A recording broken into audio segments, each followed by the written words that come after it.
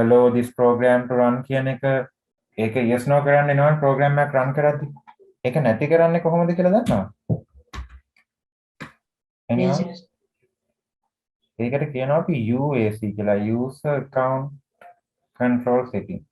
එන්න මේකේ never notified දුන්නාම ගොඩක් දුරට ඒක හරියනවා. try කරලා බලන්න. ඔන්න yes දුන්නා. ඊට පස්සේ මම කරන්නේ මොකද්ද? control panel එක close කරලා ආයෙ ගන්නවා මේක try කරලා බලන්න. stop right. ඔන්න quiet කරා. මම ආපහු shortcut එකෙන් example එක on කරනවා.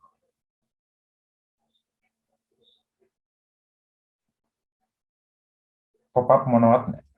yes no කතන්දර මොකුත් නැහැ. කෙලින්ම open වෙනවා. That's it.